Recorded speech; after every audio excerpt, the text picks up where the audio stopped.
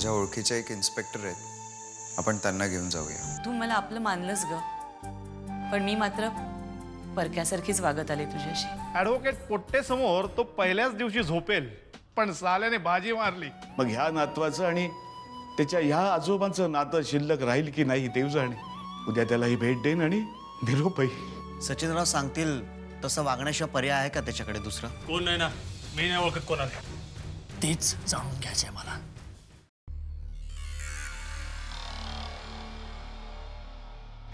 काय करू कळत नाहीये, काय सुचेन असं झालंय. हे प्रकरण जर अंगाशी आलं ना माझ्या तर वाट लागेल चला. आणि त्या हर्षवर्धन भोसलेच्या जागी जेलमध्ये मला दळण दळावं लागेल. नाही नाही, काहीतरी करायला हवं. लवकरच काहीतरी केलं पाहिजे.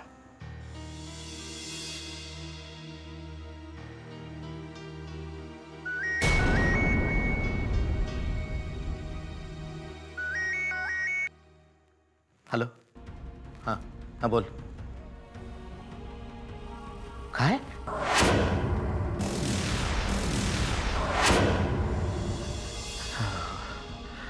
ओके ओके ठीक आहे.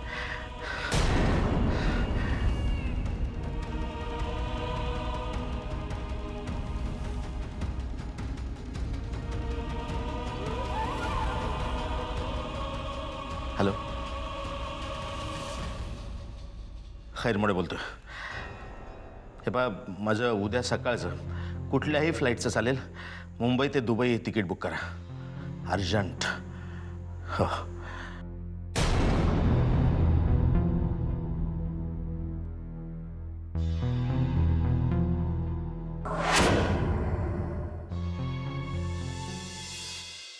संयोगिता. हो आले.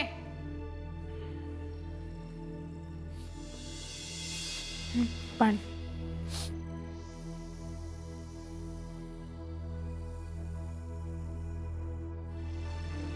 आज बराच वेळ लागला तुम्हाला.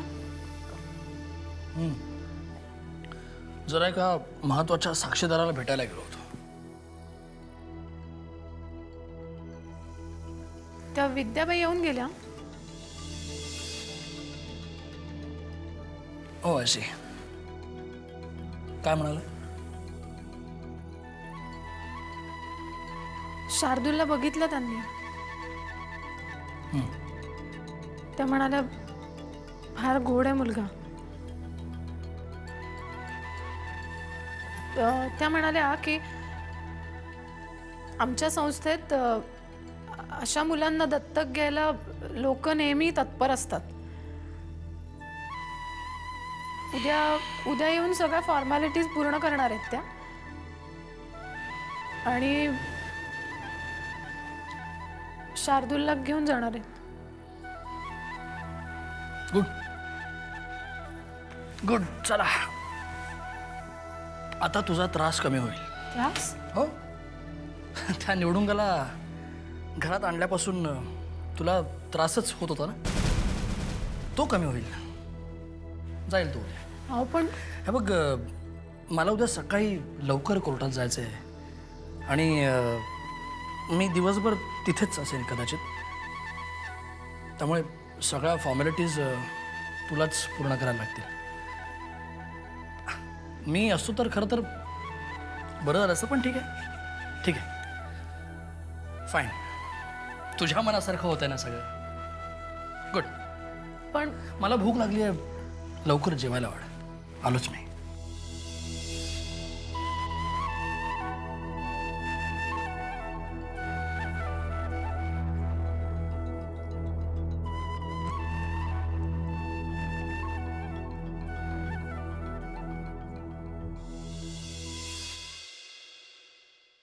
मिस्टर पोट्टे, तुम्हाला काय वाटतं? ॲडव्होकेट सचिन म्हात्रेंवर विजय मिळवणं सोपं आहे? No questions.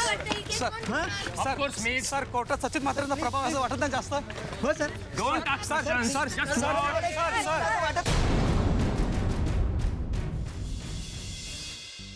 Thank you sir. हो थँक्यू.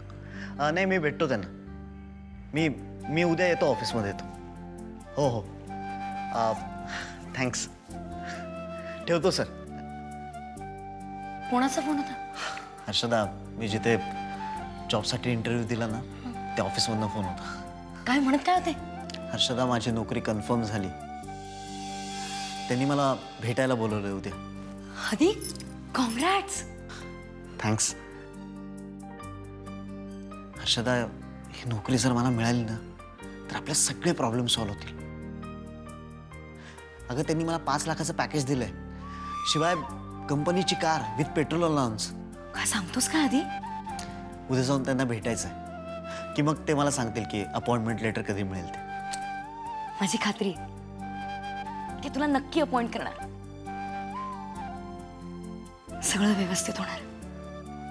हर्षदा, ते सांगतायत नाही ग. का? आजपर्यंत बघतच आलोय ना. कधी काही माझं चांगलं होणार असेल तेव्हा कुठेतरी माशे शिंकते आणि नशीब फिरतं. पण ह्यावेळी तसं काही होणार नाही आधी. माझा विश्वास आहे तुझ्यावर. हा जॉब तुलाच मिळणार. Hope so. बघूयात, नाहीतर मग आज. आता एक शब्दही निगेटिव्ह बोलायचा नाही. सगळं काही ठीक होईल. तू माझ्या बरोबर आहेस ना, मग सगळं ठीक होईल.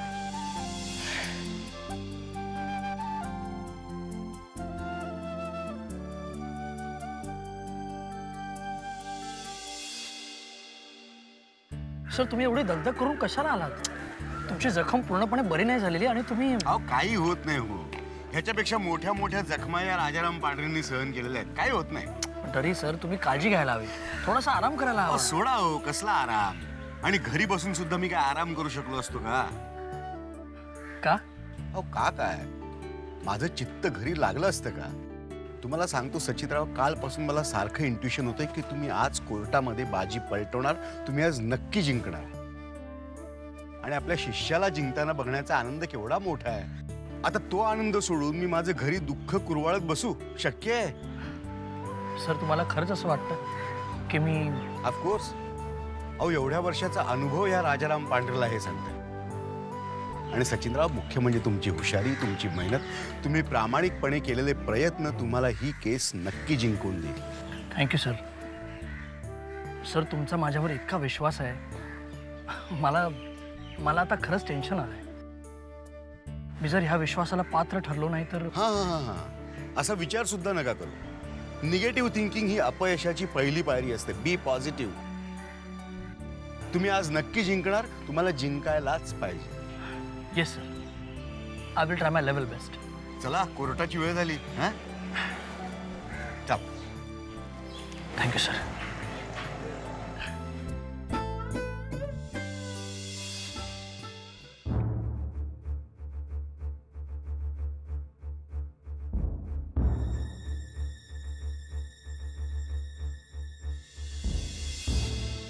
माय लॉर्ड, गेले 2 तास आपण ज्या खैरमोडीची वाट बघतोय तो माणूस आज सकाळच्या फ्लाईटने मुंबईहून दुबईला पळून गेल्याची पक्की बातमी आम्हाला समजली. आणि ज्या एजंटकडून त्यांनी दुबईचं तिकीट काढलं होतं त्या एजंटनी सुद्धा ही बातमी कन्फर्म केली आहे. त्यामुळे आता त्याची वाट बघण्यात काहीच अर्थ नाही माय लॉर्ड. माय लॉर्ड, कोर्टाची नोटीस मिळून सुद्धा कोर्टात गैरहजर राहून रातोरात मुंबईला जाऊन सकाळी दुबईला पळून जाऊन खैरमोडेंनी माझा संशय अजूनच पक्का केला आहे. त्याचं हे वागणं हेच सांगतंय की ह्या प्रकरणात नक्कीच त्याचा हात आहे. आणि त्याचा बिंग फुटू नये म्हणूनच तो पळून गेला. आता मी हे निश्चितपणे सांगू शकतो की ह्या प्रकरणामध्ये माझ्या आशिल्याला खैरमोडेंनीच गोवलेला आहे. आणि नैनाचा खून माझ्या आशिलाने केलेला नसून तो खून दुसराच कोणीतरी केलेला आहे. आणि हे सिद्ध करण्यासाठी कोर्टामध्ये मी माझा शेवटचा साक्षीदार बोलवू इच्छितो, ज्याचं नाव आहे शिवराम पाडवे.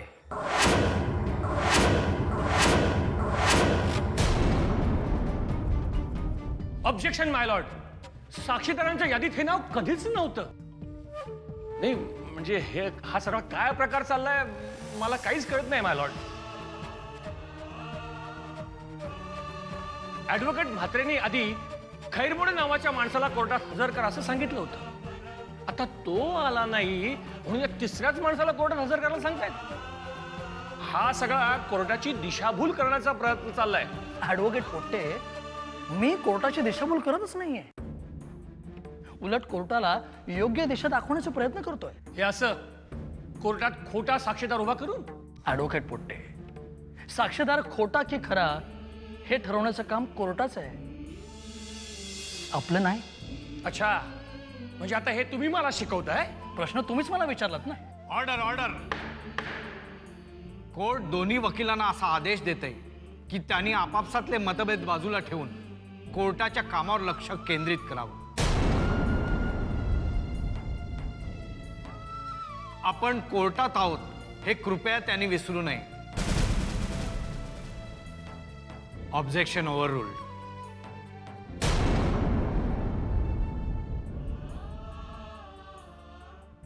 सॉरी माय लॉर्ड, पण हा साक्षीदार फार महत्वाचा आहे.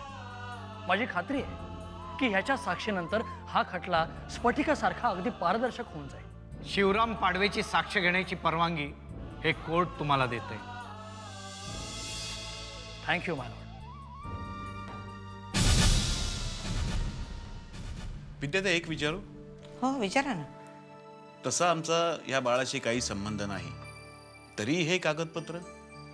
अहो शार्दूलची आई गेल्यानंतर तुम्हीच त्याचा सांभाळ केलात ना, म्हणजे नो ऑब्जेक्शन सर्टिफिकेट लागणारच. म्हणजे पुढे काही मग प्रॉब्लेम नको यायला. तेही खरंच आहे. आहे कुठे शार्दूल? एक मिनिट. हा संयोगिता, ए संयोगिता. आले बाबा.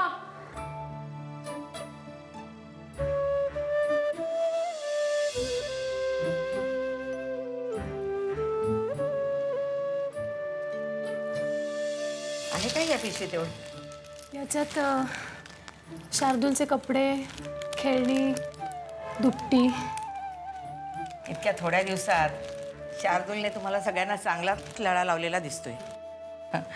अहो नाही तर या जगात परक्या मुलासाठी कोण एवढं करतं?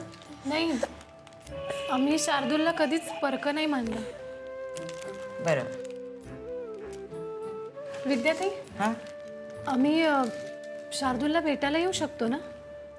हो, शार्दूल जोपर्यंत आश्रमात आहे तोवर तुम्ही केव्हाही येऊ शकता. हां पण एकदा जर का तो दत्तक गेला तर मग त्यांच्या मर्जीनुसार तुम्हाला वागावं लागेल. हां, या कागदपत्रांवर सही करता ना? मी? हो. अहो तुम्हीच आई म्हणून त्याचा सांभाळ केलात ना, मग तुम्हाला सही करावी लागेल.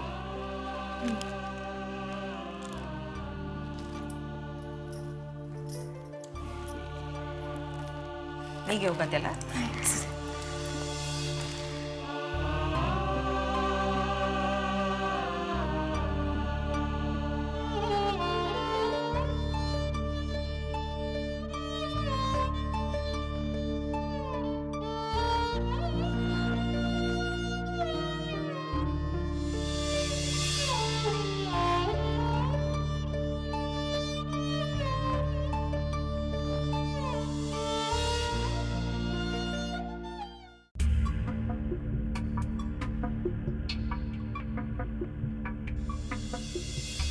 जे काही सांगन ते खरं सांगन, खोटं सांगणार नाही.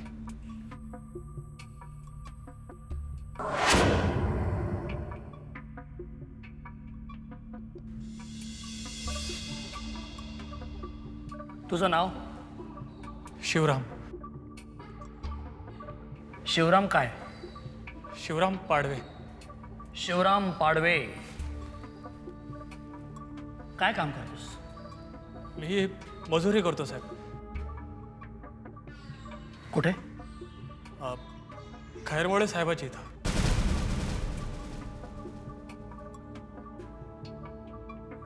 खैरमोडे साहेबांकडे.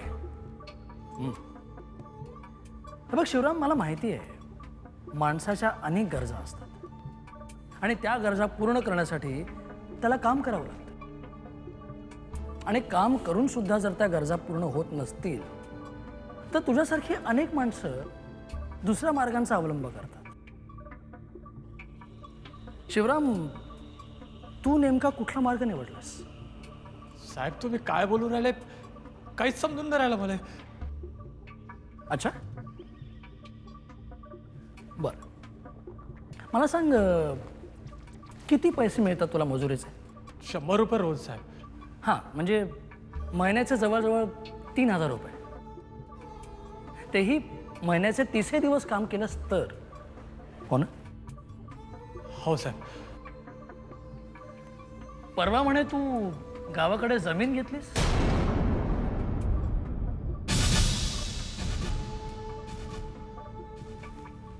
दहा एकर?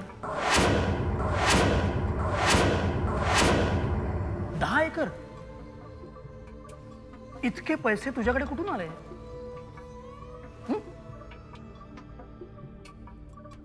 थांब, रजिस्ट्री ऑफिसमधून तुझ्या जमिनीच्या रजिस्ट्रीची एक कॉपी आणली आहे मी. हे बघ. माय लॉर्ड,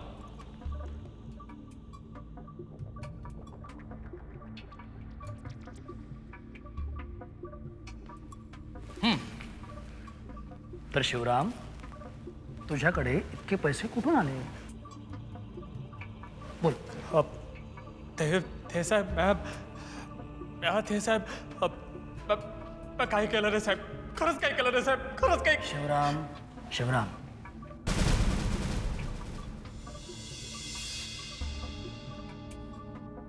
बऱ्या मुलांना कोर्टापुढे सगळं कबूल करून टाक.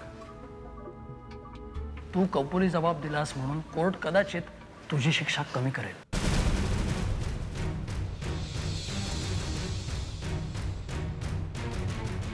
बोल शिवराम, बोल. का मारलास तिला? का खून केलास नैनाचा? काय दुश्मनी होती तुझी तिच्या बरोबर? बोल शिवराम, बोल. नाही साहेब, नाही साहेब, खरंच नाही साहेब. त्या बाईशी माई कोणतीच दुश्मनी नव्हती साहेब. ते ना खैरमोडे साहेबाच्या सांगण्यावरून केलं साहेब.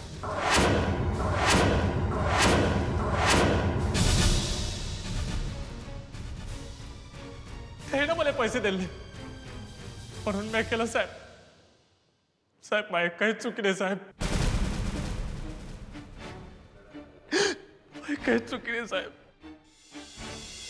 वा वा ॲडव्होकेट म्हात्रे, काय पण ऍक्टर शोधून आणलाय तुम्ही. नाही, यानं सिनेमात काम केलं ना तर याला ऑस्कर नक्की मिळेल. माय लॉर्ड, हर्षवर्धन भोसलेला वाचवण्यासाठी ॲडव्होकेट म्हात्रेंनी हे कोर्टापुढे एक नाटक उभं केलंय. हा माणूस खोटा आहे आणि त्यानं सांगितलेली सगळी गोष्ट ही खोटी आहे. हर्षवर्धन भोसले यांनीच नैनाचा खून केलेला आहे. नाही माय लॉर्ड, हा माणूस सांगतोय ते खरं आहे. हर्षवर्धनला फसवण्यासाठी खैरमोडींनी नैनाच्या खुनाचं कारस्थान रचलं आणि तिचा खून करण्यासाठी शिवरामचा वापर केला. आणि एवढंच नाही तर शिवरामला त्यासाठी काही रक्कमही देऊ केली. ॲडव्होकेट म्हात्रे, हे सिद्ध करण्यासाठी तुमच्याकडे काही पुरावा आहे का? नाहीतर तुम्ही आपलं सांगायचं आणि आम्ही आपलं मानायचं. आहे ना, खूप मोठा पुरावा आहे. बसा ना, सांगतो प्लीज.